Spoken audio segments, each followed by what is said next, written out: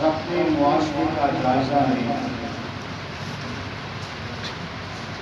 تو ہم یہ اندازہ لگا سکتے ہیں کہ ہمارا معاشرہ کس راستے پر گامزن ہے۔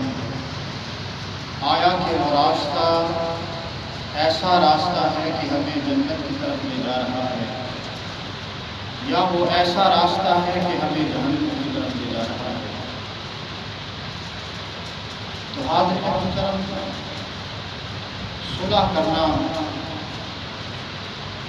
اس کے بہت بڑے فضائل ہیں۔ آج ہمارا حال تو یہ ہے کہ معمولی سی بات پر، چھوٹی سی بات پر بنے بنائے کام صرف ایک چھوٹی سی بات پر گزر جاتے ہیں۔ وہ بگڑتے تب ہیں کہ انسان میں غصے کی صلاحیت رکھی گئی۔ بتقاضۂ بشریت انسان کو غصہ آتا ہے، تو جب غصہ آتا ہے تو پھر بہت سی بیماریاں جنم لیتی ہیں۔ ایک بیماری نہیں، بہت بیماریاں جنم لیتی ہیں۔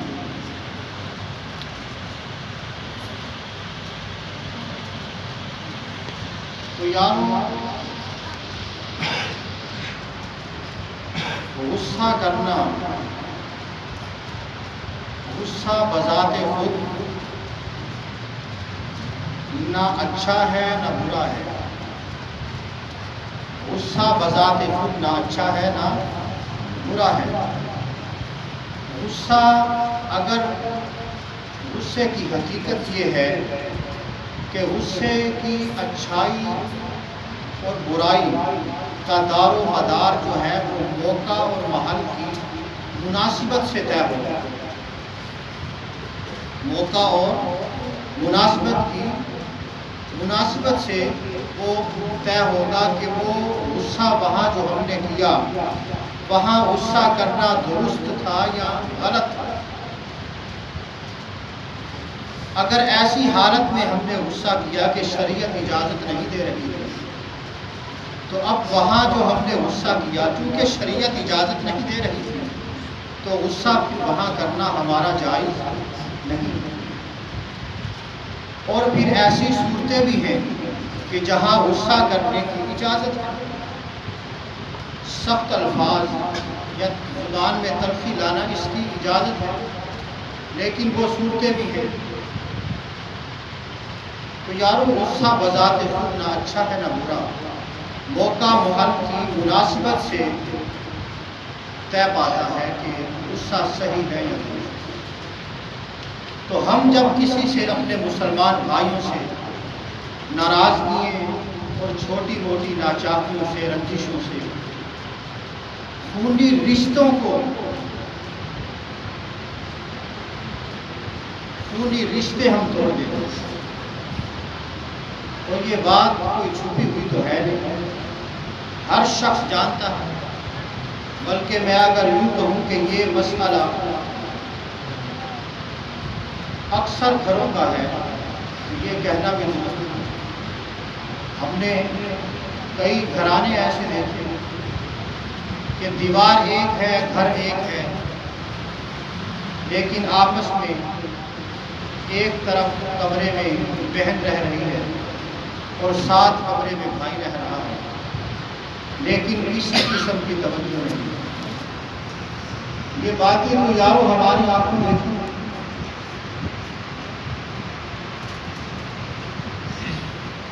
تو میں آپ کو بتاؤں کہ ہم کیا نبی سے بھی بڑے ہیں؟ ہم تو انسان ہیں، بندے ہیں، رب کی مخلوق ہیں۔ وہ رب ہو کر کل قیامت کو صلح کروائے گا۔ میں آپ کو روایت سناتا ہوں۔ تو یارو، ہم تو بندے ہیں،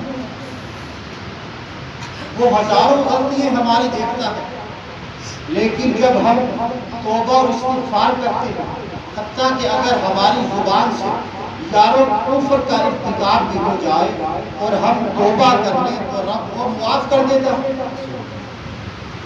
سچے دل سے توبہ کر لیں تو رب معاف کر دیتا ہے۔ یارو کفر کا ارتکاب بھی ہو جائے تو وہ رب ہو کر معاف کر دیتا ہے۔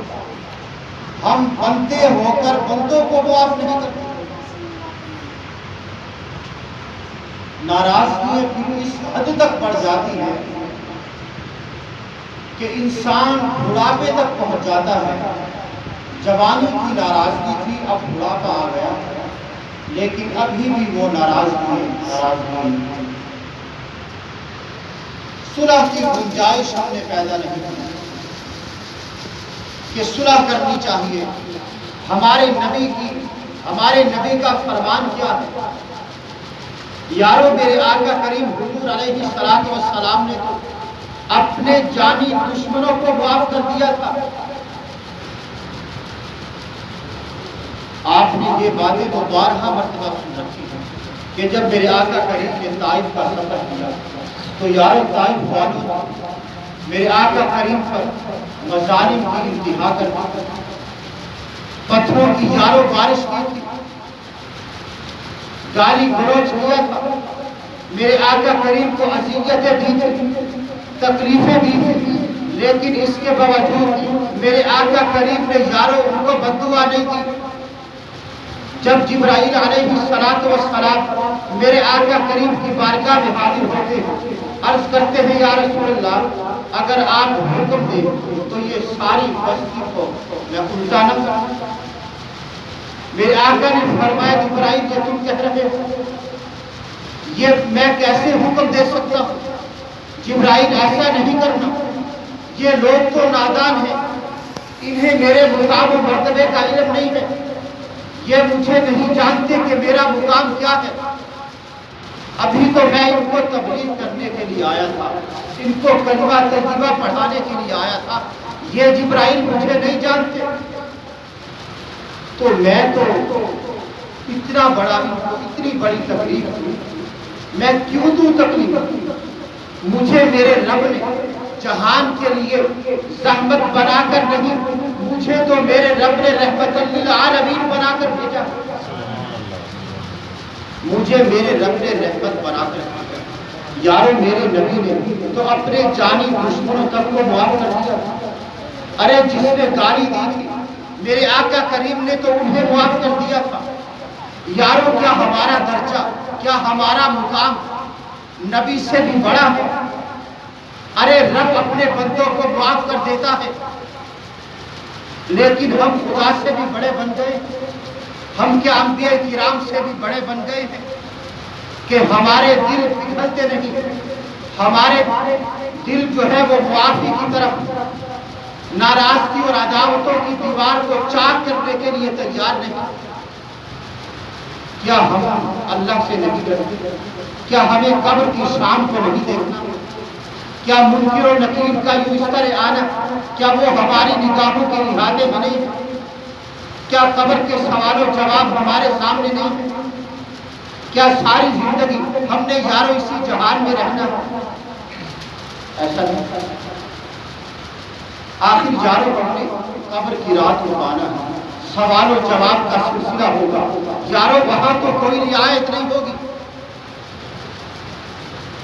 شریعت جو کہتی ہے ہم تو اس کے محتاج ہیں، جو میرے آقا کریم کا دین کہتا ہے ہم تو یارو دین محمدی کے محتاج ہیں۔ اگر میرے آقا کریم نے اپنے جانی دشمنوں کو معاف کر دیا ہے تو یارو ہم نے بھی اپنے جانی دشمنوں کو معاف کرنا ہے۔ اگر میرے آقا کریم کو گالی دی گئی تو میرے آقا کریم نے جب معاف کر دیا ہے تو ہم بندے ہو کر معاف نہیں کرتے۔ یارو ہمیں بھی معاف کرنا ہوگا، ہمیں ناراضگی کا پردہ چاک کرنا ہوگا اور رب کی رحمتوں کا دروازہ کھولنا ہوگا۔ حاضرین محترم، تو صلح کی بہت اہمیت ہے۔ اب قرآن نے بھی بتایا کہ وصلح خیر، صلح میں خیر ہے، صلح کا دامن پکڑو. انما المؤمنون اخوة فاصلحوا بین اخویکم واتقوا اللہ لعلکم ترحمون. اللہ رب العزت نے فرمایا کہ مسلمان کا بھائی ہے. دو مسلمان بھائیوں کے درمیان صلح کراؤ. صلح آگے فرمایا کیا تم اللہ سے نہیں ڈرتے تاکہ وہ تم پر رحمت کرے. تو یارو یہ تو قرآن و حدیث کا واضح حکم ہے کہ اپنے جانی دشمنوں کو دعا کرو اور صلح کا ہاتھ بڑھاؤ. اسی طریقے سے میرے آقا کریم صلی اللہ علیہ وسلم نے فرمایا جو شخص دو نوجوانوں کے درمیان صلح کراتا ہے وہ ہر بات میں پہنچتا ہے رب تعالیٰ اس کے پچھلے سارے گناہوں کو معاف کرتا ہے. سارے گناہوں کو معاف کرتا ہے. اور ایک دوسری روایت میں میرے آقا نے فرمایا میرے صحابہ کیا تم جانتے ہو کہ نماز روزہ صدقہ اور خیرات سے بھی کوئی افضل عمل ہے؟ میں تمہیں نہ بتاؤں. صحابہ کرام عرض گزار ہوئے یا رسول اللہ کیوں نہیں؟ نماز روزہ صدقہ اور خیرات سے بھی افضل عمل یا رسول اللہ ہمیں بتائیے. ہم تو ایسا عمل سننے کے لیے بیدار ہیں.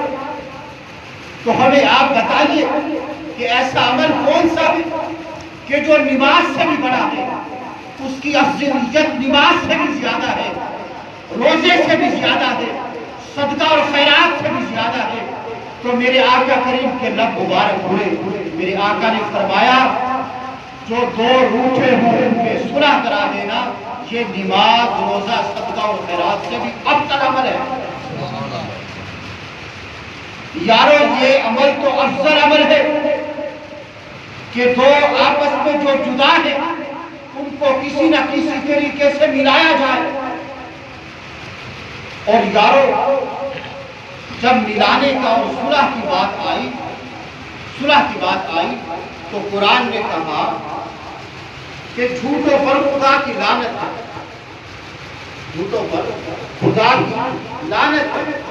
لیکن یارو مطلقاً جھوٹ بولنا ناجائز نہیں ہے. مطلقاً جھوٹ بولنا ناجائز نہیں ہے. میرے آقا کریم نے 3 صورتوں کو مستثنیٰ کیا. 3 صورتیں میرے آقا کریم نے ایسی بتائی ہیں یارو. ترمذی شریف کی احادیث مبارکہ ہے. حضرت اسماء بنت یزید رضی اللہ تعالیٰ عنہ روایت کرتی ہے کہ آقا نے فرمایا کہ اگر دوران جنگ کسی کو دھوکہ دینے کے لیے ظالم ظلم کر رہا ہے تو اس کے ظلم سے بچنے کے لیے جھوٹ بولنا پڑے تو جھوٹ بولو. وہاں اس وقت جائز ہے. اور اگر بیوی ناراض ہو جائے تو خاوند کو چاہیے کہ بیوی ناراض ہے تو بیوی کو راضی کرنے کے لیے جھوٹ بولے. تو جھوٹ بولنا وہاں بھی جائز ہے. اور اسی طریقے سے میرے آقا نے فرمایا اگر 2 شخص ایسے ہیں جن میں جدائی ہے, جس میں بغض اور عداوت کی آگ بھڑک رہی ہے, ان کے درمیان صلح کرانا چاہتے ہو, اس وقت اگر تمہیں جھوٹ بولنا پڑے تو تم جھوٹ بول سکتے ہو. تمہیں اجازت ہے تاکہ ان کے درمیان صلح قائم ہو جائے. اگر 2 آپس میں قریب ہیں, دشمن ہیں, عداوت میں مبتلا ہیں, تو ایک کو جا کر اگر کوئی کہے کہ وہ تو تیری تعریف کرتا ہے, وہ تجھے اچھا جانتا ہے, وہ تجھے سلام پیش کر رہا تھا, حالانکہ وہ سب کچھ ایسا نہیں کر رہا تھا, لیکن وہ اگر کہے اسے جا کر تو یارو یہ سب باتیں جھوٹ ہیں, لیکن اس جھوٹ کی اجازت ہے کہ 2 کو ملانے کے لیے صلح کرانے کے لیے اگر فریقین دونوں جھوٹ بولے, کوئی بھی جھوٹ بولے تو یہ جائز ہے. تو یارو صلح کا ایسا معاملہ ہے کہ اللہ رب العزت نے قرآن مجید میں فرمایا کہ جھوٹ بولنے پر خدا کی لعنت برستی ہے, لیکن 3 صورتوں کو مستثنیٰ کر دیا. فرمایا یہ 3 صورتیں ایسی ہیں کہ ان میں اور ان صورتوں میں صلح کی طرف اشارہ ہے کہ صلح کرانی ہو تو پھر جھوٹ بولا جا سکتا ہے. تو یارو صلح کی تو یہ اہمیت, صلح کی تو یہ فضائل ہے، صلح کی تو یہ اہمیت ہے۔ اسی طریقے سے میرے آقا کریم حضور علیہ الصلوۃ والسلام ایک مرتبہ مجلس صحابہ میں بیٹھے تھے اور اچانک میرے آقا کریم مسکرائے۔ حضرت سیدنا عمر فاروق عرض گزار ہوئے، یا رسول اللہ آپ نے مسکرایا کیوں؟ آخر یا رسول اللہ وجہ کیا بنی؟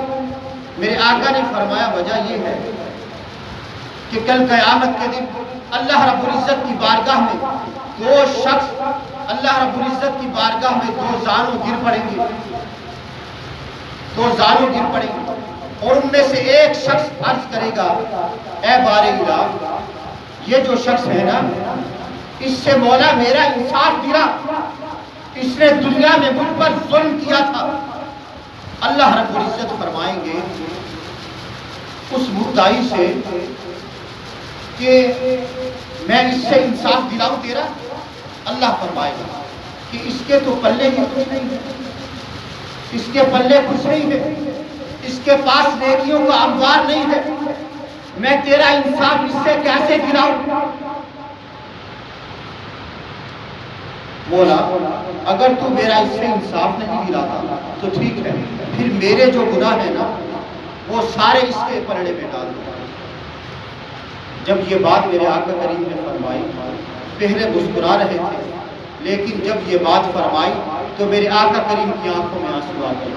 فرمایا صحابہ کرام، اے میرے پیارے صحابہ، کل قیامت کا منظر ایسا ہوگا کہ ہر شخص اس بات کا منتظر ہوگا، ضرورت مند ہوگا کہ کسی نہ کسی طریقے سے اس کے گناہوں کا بوجھ اس سے ہلکا ہو جائے، اس سے ہلکا ہو جائے اور معافی کی کوئی صورت نکل آئے۔ پھر میرے آقا کریم نے فرمایا کہ اللہ رب العزت اس شخص سے فرمائیں گے، اس مدعی سے کہ سامنے دیکھو۔ وہ شخص اپنی نگاہ اٹھائے گا، سامنے دیکھے گا تو سونے کے بڑے شہر آباد ہوں گے، بڑے خوبصورت محل ہوں گے، موتیوں سے آراستہ کیے ہوں گے، سونے کے بنے ہوئے ہوں گے۔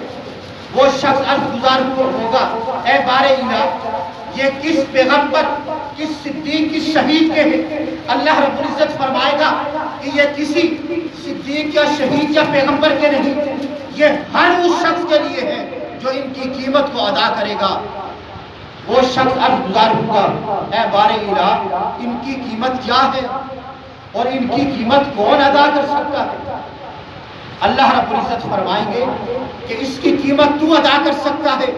وہ عرض کرے گا مولا اس کی قیمت میں کیسے ادا کر سکتا ہوں؟ اللہ پاک فرمائے گا اس کی قیمت یہ ہے کہ تو اپنے بھائی کے حقوق کو معاف کر دے، یہی ان محلات کی قیمت ہے۔ وہ یہ شخص یارو سنتے ہی عرض کرے گا مولا میں نے اپنے اس بھائی کے حقوق کو معاف کر دیا ہے۔ اللہ رب العزت فرمائیں گے تو نے اپنے بھائی کے حقوق کو معاف کر دیا ہے، جہاں سامنے جنت کا دروازہ کھلا ہے اس کا بھی ہاتھ پکڑ اور دونوں اکٹھے جنت میں چلے جاؤ۔ یارو وہ دونوں اکٹھے جنت میں چلے جاؤ۔ یارو ان میں سے ایک شخص ایسا تھا کہ جس کے پلے یارو کچھ نہیں تھا، لیکن اس وقت رب تعالیٰ نے صلح کرائی تو کل قیامت کا منظر ایسا تھا کہ رب نے صلح کرائی اور ہم دنیا میں مسلمان اپنے بھائیوں سے صلح کرنے کے لیے تیار ہیں۔ اور پھر میرے آقا کریم نے صحابہ سے فرمایا کہ کیا تم اللہ سے نہیں ڈرتے؟ مخلوق میں صلح کراؤ۔ کیونکہ کل قیامت کے دن رب تعالیٰ میری امت کے درمیان صلح فرمائے گا۔ حاضرین محترم، جو رنجشیں ہیں آپس میں، جو ناچاکیے ہیں، ہمیں چاہیے کہ ہم ان کا ازالہ کریں، توبہ کریں، استغفار کریں، آپس میں صلح کا دامن تھامیں، ہاتھ بڑھائیں صلح کا۔ اللہ رب العزت ہمیں ان اعمال پر عمل کرنے کی توفیق عطا فرمائے۔ واخر دعوانا